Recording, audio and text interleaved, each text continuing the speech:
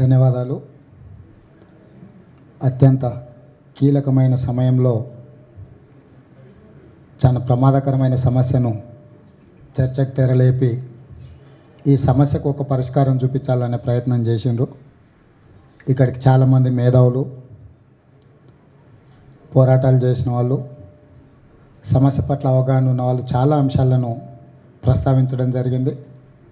సాంకేతికపరమైన అంశాలను, న్యాయపరమైన అంశాలను కూడా మనందరి దృష్టికి తీసుకురావడం జరిగింది. ఇవి కాకుండా పరిపాలనాపరమైన అంశాలను కొన్నిటిని ఈ వేదిక ద్వారా రాష్ట్ర ప్రభుత్వంలో ప్రధానంగా ముఖ్యమంత్రి కల్వకుంట్ల చంద్రశేఖరరావు గారు, ఐటీ శాఖ మంత్రి కేటీఆర్ గారు ఏ రకంగా శాసనసభను, తెలంగాణ సమాజాన్ని తప్పుదోవ పట్టిస్తున్నారో, ఈ సభ ద్వారా వాళ్ళు పట్టిస్తున్న తప్పుదోవని ప్రశ్నించడం ద్వారా ఈ సమస్యకు ఒక శాశ్వత పరిష్కారాన్ని చూపించాలనే ఉద్దేశంతో ఆ అంశాలను మాత్రమే ప్రస్తావించదలుచుకున్నాం. ప్రధానంగా యురేనియం అనే వస్తువు ఎలాంటి ప్రమాదకరమైందో అందరు చెప్పిండ్రు. అయితే ఇక్కడ యురేనియం తవ్వకాలను ప్రైవేట్ భూములు కానీ, రెవెన్యూ భూములు కానీ, ప్రభుత్వ భూములలో తవ్వాలంటే ఎలాంటి రాష్ట్ర ప్రభుత్వం అనుమతి అవసరం లేదు. కేంద్ర ప్రభుత్వం అనుకుంటే తవ్వకాలను చేపట్టవచ్చు. కానీ అదే ఫారెస్ట్ ఏరియాలో తవ్వకాలు చేపట్టాలంటే స్టేట్ ఫారెస్ట్ అడ్వైజరీ కమిటీ యొక్క అనుమతి ఇస్తే తప్ప అందులోకి వాళ్ళు ప్రవేశించడానికి లేదు. మొట్టమొదటి పాయింట్ ఏంటంటే, నల్లమల ఫారెస్టులో ప్రకృతి సంపద అయిన నల్లమల అటవీ ప్రాంతంలో యురేనియం తవ్వకాలకు చేపట్టాలంటే రాష్ట్ర ప్రభుత్వం యొక్క ఫారెస్ట్ అడ్వైజరీ కమిటీ యొక్క అనుమతి తీసుకోకుండా పురుగు కూడా అందులోకి వెళ్ళడానికి వీల్లేదు. ఈ స్టేట్ ఫారెస్ట్ అడ్వైజరీ కమిటీ యొక్క చైర్మన్ ఎవరయ్యా అంటే రాష్ట్ర ముఖ్యమంత్రి కల్వకుంట్ల చంద్రశేఖరరావు గారు. దీని వైస్ చైర్మన్ వచ్చేసి సంబంధిత శాఖ మంత్రి, ఫారెస్ట్ మినిస్టర్ వైస్ చైర్మన్ ఉంటే రాష్ట్ర ముఖ్యమంత్రి గారు చైర్మన్. ఇది 2015లో రాష్ట్ర ప్రభుత్వం ఇచ్చిన జిఓఎంఎస్ నెంబర్ 43 డేటెడ్ 19/9/2015 రాష్ట్ర ముఖ్యమంత్రి గారిని చైర్మన్గా, మినిస్టర్ గారిని వైస్ చైర్మన్గా సభ్యులను నియమిస్తూ, సిద్దికి ఇప్పుడు మాట్లాడిన మిత్రుడు కూడా ఇందులో మెంబర్గా వేయించిన కమిటీ ఇది, ఇమ్రాన్ సిద్దికి. సో నేనేమంటున్నా అంటే, ఈ కమిటీ 2015లో ఫామ్ చేసిన తర్వాత 2016లో wildlife welfare committee meeting జరిగింది. ఈ మీటింగ్లో ఎజెండా నెంబర్ 1 నల్లమల అటవీ ప్రాంతంలో యురేనియం తవ్వకాల కోసం ఎజెండాగా పెట్టి దీన్ని రాష్ట్ర ప్రభుత్వం ఆమోదించి కేంద్ర ప్రభుత్వానికి పంపించింది. ఇది ఎజెండా యొక్క మినిట్స్. అంటే చంద్రశేఖరరావు గారు ఫారెస్ట్ అడ్వైజరీ కమిటీ చైర్మన్గా నియమించిన తర్వాత ఆ కమిటీ బోర్డు మీటింగ్లో పెట్టి 2016లో దీనికి అనుమతులు ఇవ్వడం జరిగింది. చంద్రశేఖరరావు గారు లేకపోతే వాళ్ళు ఏదైతే చెప్తున్నారో దాంట్లో ఉన్న అబద్ధాలను ఇప్పుడు చెప్పదలుచుకున్నాం. అదేవిధంగా field inspection note P Balaswamy, divisional forest officer, Achampet 1/6/2016 and 7/6/2016 Amrabad reserve forest, Amrabad range of దీన్ని ఫీల్డ్ ఇన్స్పెక్షన్ రిపోర్ట్ ఇవ్వమని అడిగితే P Balaswamy forest range officer ఇచ్చిన మొత్తం డీటెయిల్స్ రాసుకుంటూ ఫైనల్ కంక్లూజింగ్ రిమార్క్స్ ఏంది అంటే, మీరు స్వేచ్ఛగా యథేచ్ఛగా నల్లమల అటవీ ప్రాంతంలో యురేనియం తవ్వకాలను చేపట్టవచ్చు అని చెప్పి అధికారికంగా రాష్ట్ర ప్రభుత్వ ఫారెస్ట్ రేంజర్ ఈ కమిటీ ద్వారా పంపించిన రిపోర్ట్ ఇది. అంటే ప్రభుత్వము ఇంత స్పష్టంగా కమిటీలో పెట్టి ఆమోదించి అధికారుల రిపోర్ట్లు ఇచ్చి నల్లమల అటవీ ప్రాంతంలో యురేనియం తవ్వకాలకు అనుమతులు ఇచ్చిన చంద్రశేఖరరావు గారు, అదేవిధంగా మంత్రి కేటీఆర్ గారు మాకు ఎలాంటి సంబంధం లేదు, గతంలోనే కాంగ్రెస్ పార్టీ వీటికి అనుమతులు ఇచ్చింది, మాకేం సంబంధం లేదు, కాంగ్రెస్ ఇచ్చినా కూడా మేము ఇప్పుడు వాటి మీద చర్చ చేయదలుచుకోలేదని శాసనసభలో సన్నాయి నొక్కులు నొక్కుతున్నారు. అదేవిధంగా ఈ యొక్క లేఖ 2014లో ఫారెస్ట్ అండ్ ఎన్విరాన్మెంట్ మినిస్ట్రీలో రాసిన లేఖ. దీంట్లో సారాంశం ఏంటంటే, 2009 నుంచి 2012 వరకు ఏదైతే అనుమతులు ఈ అన్వేషణ కోసం ఇచ్చిండ్రో ఇప్పుడు వీటి కాలం చెల్లిపోయింది, భవిష్యత్తులో ఏం చేయాలన్నా కూడా మళ్ళీ అనుమతులు తీసుకోవాలని కేంద్ర ప్రభుత్వం యొక్క మినిస్ట్రీలో ఉన్న లేఖ ఇది. అంటే కాంగ్రెస్ పార్టీ గతంలో ఇచ్చింది కాబట్టి ఈ బాధ్యత కాంగ్రెస్దే అని చెప్పి కాంగ్రెస్ పార్టీ మీద నెత్తి మీద దోసేసి తప్పించుకుందామని ముఖ్యమంత్రి గారు రాష్ట్ర మంత్రి గారు చూస్తున్నారు. చాలా సమస్యల కాంగ్రెస్ పార్టీ పరిష్కారం చూపించలేదనే కదా తెలంగాణ రాష్ట్రం తెచ్చుకున్నది. కాంగ్రెస్ పార్టీ ఇందిరమ్మ ఇండ్లు ఇచ్చింది అడిగిన వాళ్ళందరికీ, నువ్వు వచ్చినాక రద్దు చేసినావు.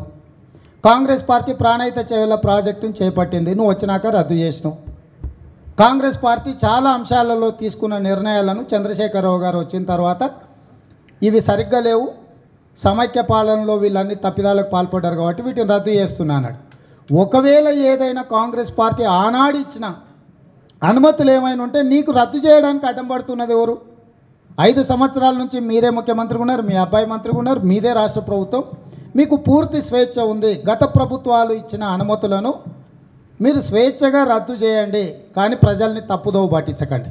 ఇంకొకటి, ఇది లేటెస్ట్ 22 మే 2019 స్టేట్ ఫారెస్ట్ అడ్వైజరీ కమిటీకి ముఖ్యమంత్రి గారు ఎట్లా చైర్మన్గా ఉంటారో, నేషనల్ ఫారెస్ట్ అడ్వైజరీ కమిటీకి ప్రైమ్ మినిస్టర్ చైర్మన్గా ఉంటారు. వారు 22 మే 2019 అంటే లేటెస్ట్ 2 months బ్యాక్ పెట్టిన మీటింగ్లో ఎజెండా నెంబర్ 9 ఇందులో స్పష్టంగా నల్లమల అటవీ ప్రాంతంలో యురేనియం తవ్వకాలకు అనుమతులు ఇస్తున్నామని చెప్పి 2 months బ్యాక్ ప్రైమ్ మినిస్టర్ చైర్మన్గా ఉన్న నేషనల్ ఫారెస్ట్ అడ్వైజరీ కమిటీలో ఐటమ్ నెంబర్ ఎజెండా నెంబర్ 9లో స్పష్టంగా నల్లమల అటవీ ప్రాంతంలో యురేనియం తవ్వకాలకు అనుమతులు ఇచ్చేసినాము అని చెప్పి ఇందులో స్పష్టంగా ఉన్నది. అంటే 2-3 నెలల క్రితం కేంద్ర ప్రభుత్వం స్పష్టంగా తవ్వుకోవడానికి అన్ని అనుమతులు ఇచ్చింది. అంటే రాష్ట్ర ప్రభుత్వం ఇచ్చిన నివేదికలు, అనుమతులు అన్నిటిని ప్రాతిపదికన చేసుకొని లేటెస్ట్గా కేంద్ర ప్రభుత్వం అనుమతి ఇచ్చిన తర్వాత ఇన్ని అధికారిక అనుమతులు ఉన్న తర్వాత ఈరోజు శాసనసభలో ప్రభుత్వం ఏదైతే తీర్మానం చేసినామని చెప్తున్నదో ఈ ఉద్యమం తీవ్రమవుతున్నది. ఈ ఉద్యమంలో పవన్ కళ్యాణ్ గారు లాంటి ఉద్యమాల నేపథ్యం నుంచి సమస్యల మీద పోరాటం చేసే వాళ్ళ నుంచి మొదలు పెడితే కోదండరామ్ గారి కాడ నుంచి అన్ని సంఘాలు కదిలినాయి, సమాజం అంతా కదులుతున్నది. దీనివల్ల రాష్ట్ర ప్రభుత్వానికి, కేంద్ర ప్రభుత్వానికి ప్రమాదం వచ్చే అవకాశం ఉంది, ప్రశ్నించే అవకాశం ఉందని చెప్పి ఈ ఉద్యమాన్ని, ఉనికిని తగ్గించి చూపించేటందుకు ప్రభుత్వమే పూనుకొని తప్పుదోవ పట్టించే విధంగా శాసనసభలో మాట్లాడుతున్నది. 14 తారీఖు రోజు నర్సారెడ్డి ఎమ్మెల్సీ గారు అడిగిన ప్రశ్నకు స్పష్టంగా, నా మొబైల్లో ఉందా కాపీ లేదు, స్పష్టంగా రాష్ట్ర ప్రభుత్వం అనుమతులు ఉన్నాయి, అన్ని రకాల అన్వేషణలు జరుగుతున్నాయని చెప్పి రాష్ట్ర ప్రభుత్వమే ఇచ్చిన సమాధానంలో ఉన్నది. అంటే ఈరోజు నేనేమో ఈ సభ ద్వారా రాష్ట్ర ప్రభుత్వాన్ని వీళ్ళని నేను అడుగుతున్నది ఏంటంటే, ఆయన ఓన్లీ మేము కొన్నిటికే అనుమతులు ఇచ్చినామని. మైనింగ్ ప్రాసెస్లో 3 levels ఉంటుంది. మొదటి RP recon permit, second PL prospecting license, third mining lease. First లెవెల్లో ఏరియల్ కానీ లేకపోతే అదర్ సర్వేస్ చేసుకోవడానికి అనుమతి ఉంటుంది. సెకండ్ లెవెల్లో బోర్లు వేయడము, ఫిజికల్గా ఎక్కడెక్కడ ఉందో, ఎంత ఏరియాలో ఉందో డిమార్కేషన్ చేసి క్వాలిటీ ఆఫ్ యురేనియం ఎక్కడుందని చెప్పి డ్రిల్ చేయడం ద్వారా, ఈ డ్రిల్లో గతంలో టెక్నాలజీ వారు డ్రిల్ చేసి కోర్ కట్ చేసి కోర్ను ల్యాబ్ పంపించేటోళ్ళు. ఇప్పుడు లేటెస్ట్గా ఒక బోర్ ఇట్లా డ్రిల్ చేస్తే 2 sides నుంచి డయాగ్నల్గా 45 degrees బోర్ చేసి వాటర్ను పంప్ చేస్తారు. దీనికి ఎక్కడైతే నీకు స్లర్ ఫామ్ కావడానికి నీటిని సరఫరా చేసి స్లర్ ఫామ్ అయిన తర్వాత వాటిని బయటికి తీసి యురేనియం యొక్క నాణ్యతను పరీక్షించుకోవడానికి ఉపయోగిస్తారు. దీంతో 1000, 2000, 3000 అడుగుల బోరు డైరెక్ట్గా డ్రిల్ చేసినప్పుడు 2 diagonalగా వాటర్ని పంప్ చేసుకుంటూ డ్రిల్ చేస్తే వాటర్ భూమిలో నీటి లేయర్లు ఎట్లయితే ఇట్లుంటాయో ఈ మొత్తం కంటామినేషన్ ఆఫ్ వాటర్ ఆ వాటర్లో కలిసిపోతుంది. శాశ్వతంగా భూమి పొరలలో నిక్షిప్తమై ఉన్న నీరు మొత్తం కలుషితమైపోతుంది. ఇవాళ ఈ బోర్లో ఒక డైరెక్ట్ డ్రిల్ చేసి కోర్ కట్ చేసి ఆ కోర్ తీసుకెళ్ళి ల్యాబ్లో పరీక్షించడం కాదు, లేటెస్ట్గా డయాగ్నల్గా కూడా వాటర్ పంప్ చేసి ప్రెషర్ చేసి ఇంకొక దగ్గర నుంచి పంప్ చేసి బయటికి తీసుకొచ్చి స్లర్ ఫామ్ అయినాక స్లర్ని తీసుకొచ్చి దాని క్వాలిటీని టెస్ట్ చేయడానికి ఈజీగా గవర్నమెంట్ ప్రయత్నం చేస్తుంది.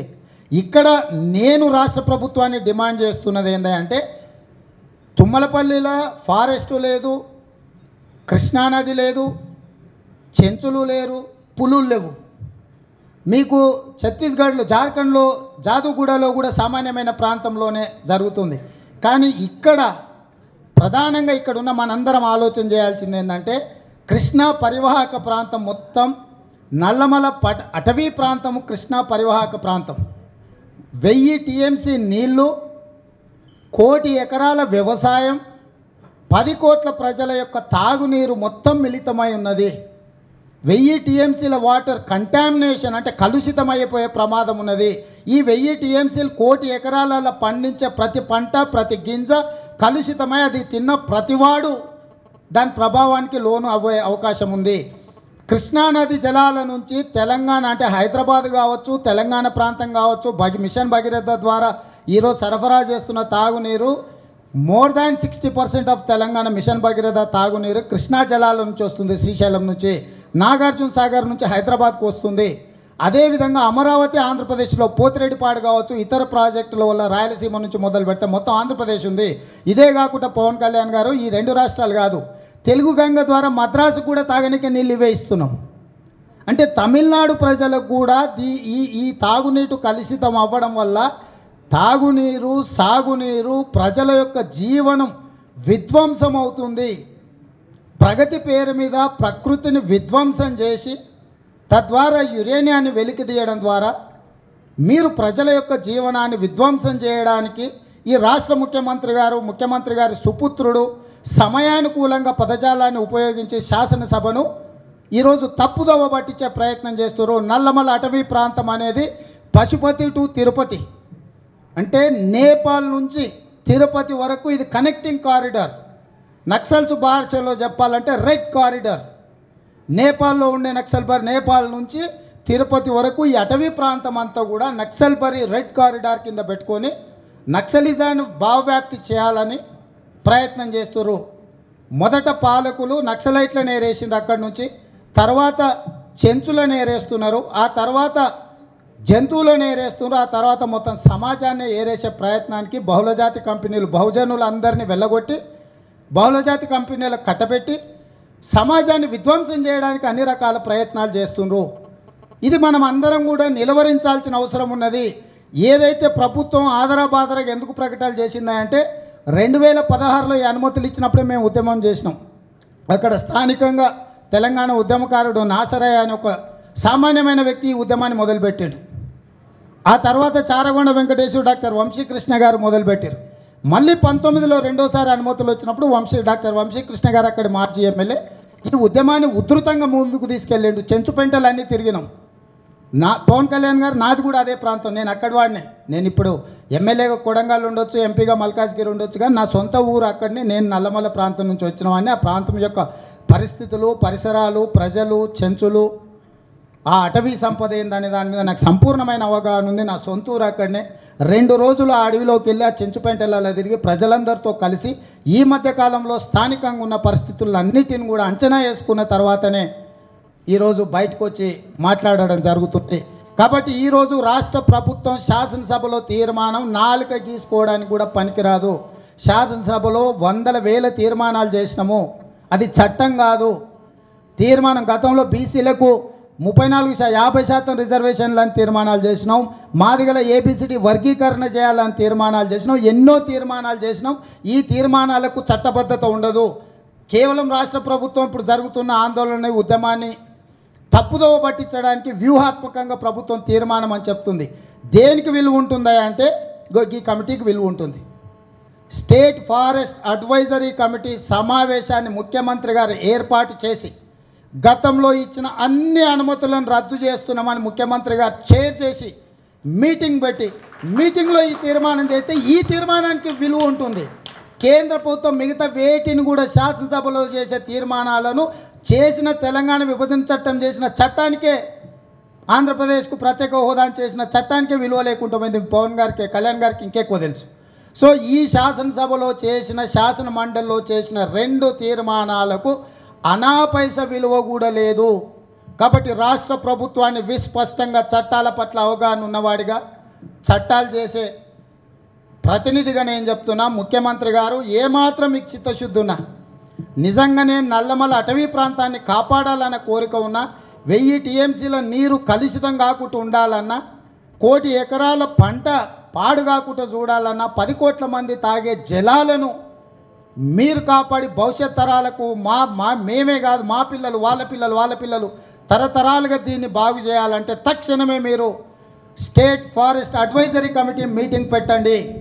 ఆ మీటింగ్లో మీరు ఏకవాక్య తీర్మానం చేయండి, గతంలో ఇచ్చిన అన్ని అనుమతులను రద్దు చేస్తున్నాము, ఈ ఫారెస్ట్లోకి ఎవరు కూడా అడుగు పెట్టడానికి వీల్లేదు, చీమ చెట్టుకుమన్నా కూడా ఫారెస్ట్ యాక్ట్ ప్రకారం తీసుకెళ్ళి లోపల పడేస్తాము, అటవీ చట్ట ప్రకారము క్రిమినల్ కేసులు పెట్టి అక్కడికి వచ్చే వాళ్ళను అరెస్ట్ చేసి లోపల పడేస్తామని ప్రజలకు మద్దతుగా ఉండడానికి ఉద్యమాన్ని ఉధృతం చేయడానికి వెళ్ళిన కోదండరామ్ గారినో పెద్దల హనుమంతరావు గారినో ఇంకొకరినో అరెస్టు చేయడం కాదు, ఇక్కడ యురేనియము సర్వే చేయడానికి కానీ శాంపిల్స్ తీయడానికి కానీ ఇక్కడ ఇతరత్ర మైనింగ్ చేయడానికి ప్రయత్నం చేస్తున్న వాళ్ళని అరెస్టు చేస్తామని రాష్ట్ర ప్రభుత్వం ఏకవాక్య తీర్మానం చేసి పంపించినప్పుడే దీనికి విలువ ఉంటుంది. కాబట్టి ఏదైతే డాక్టర్ వంశీకృష్ణ గారు పాదయాత్ర మొదలుపెట్టి పెట్టాలనుకుంటున్నారో పాదయాత్రను మీరు కొనసాగించండి.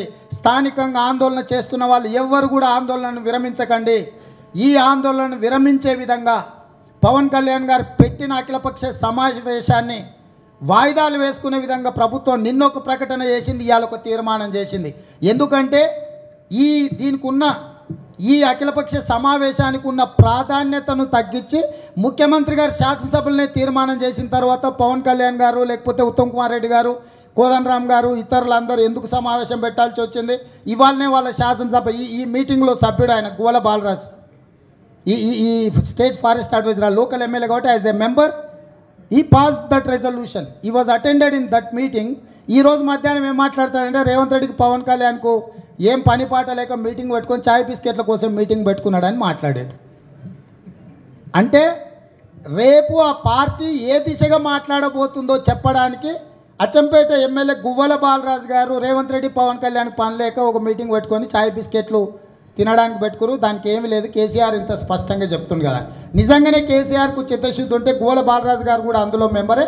తక్షణమే state forest advisory committee mister Siddiqui also is a member, ఈ హాజ్ హిజ్ ఓన్ రెస్పాన్సిబిలిటీ. ఇందులో సభ్యుడు కాబట్టి తను మన తరఫున ఇక్కడ ఉన్న వాళ్ళం ఎవరం అందులో సభ్యులం కాదు నాకు తెలిసి, వారు మన తరఫున సభ్యుడిగా సభలో ఏం రెజల్యూషన్ పాస్ చేయాలనో ఇక్కడ పెద్దలు స్పీకర్గా పనిచేసిన మిత్రుడు మనోహర్ గారికి లాంగ్వేజ్ మీద కమాండ్ ఉన్నది, పొలిటికల్ యాక్టివిటీ మీద వారికి తెలుసు, ఎట్లాంటి రెజల్యూషన్ పాస్ చేయాలనో ఆ రెజల్యూషన్ ఈ వారు ప్రవేశపెట్టబోయే రెజల్యూషన్ని ఇక్కడున్న అఖిలపక్షం అందరం కూడా ఏకగ్రీవంగా ఆమోదిస్తున్నాం.